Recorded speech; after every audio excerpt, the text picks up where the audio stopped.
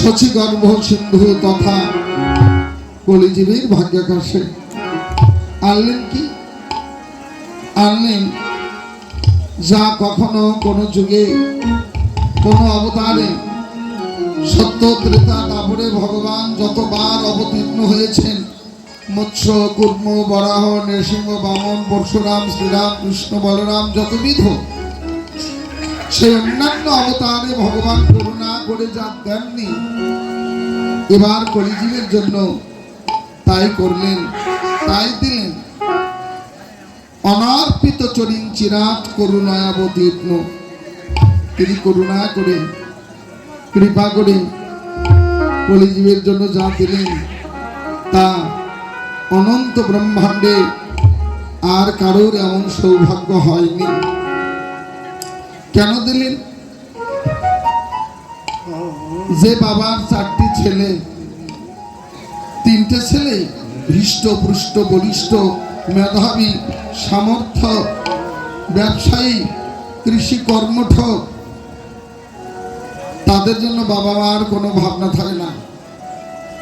একটা চাকরি করে, একটা ব্যবসা করে, একটা ভালোই দৈহিক শক্তিশালী কৃষি কাজ করে, জানে তারা ভালোই আছে। যে ছেলেটি বিকলাঙ্গ প্রতিবন্ধী নুল, সমস্ত ভালোবাসা এবং ভাবনা ওই অচল ছেলেটির জন্যই বাবা মা বেশি ভাবে। ভাবতে ভাবতে ভাবনা করে আমাদের অবর্তমানে ওর কী হবে, কি করে চলবে, ওর তো সামর্থ্য নেই।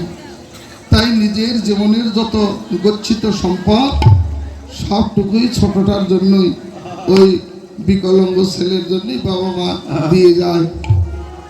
ভগবানও এমন করুণার সিন্ধু, সত্য ত্রেতা তারপরে মানুষের যোগ্য ছিল, দান ছিল, ধ্যান ছিল, তপস্যা ছিল, ব্রহ্মচর্য ছিল, সাধন প্রক্রিয়া ছিল। এই সাধনার দ্বারা তপস্যার দ্বারা সে যুগের মানুষ ভগবানকে লাভ করেছে, মুক্তি পেয়েছে। কিন্তু কলিযুগে তো তা নাই। আছে কি? আছে অলসতা, অন্তর ভরা কপটতা, হিংসা, বিদ্বেষ, লোভ, লালসা, কামনা, বাসনা, আত্মসুখে সুখী, নিজের সুখ ছাড়া যে জীবন কিছু জানেও না, ভাবেও না। তাই এমন মায়াবদ্ধ জীবের কি করে উদ্ধার হবে, গতি হবে? সাধন ভজন তো নাই, তারপরেও অল্প আয়ু। সত্যযুগের মানুষের আয়ু ছিল 1 লক্ষ বৎসর, তারা হাজার হাজার বৎসর ধরে ধ্যান করত।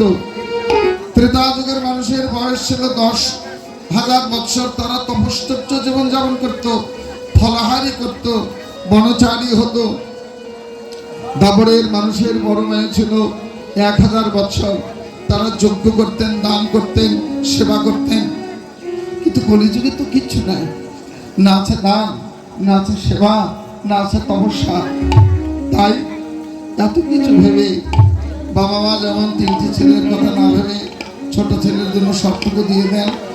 ভগবান যা কখনো কোনো দিন দেননি, যে সম্পদ গোলকে গোপনে ছিল, সেই প্রেম ও ভক্তি সম্পদ কলিযুগের দ্বারে দ্বারে ঘরে ঘরে হরি বলে কৃষ্ণ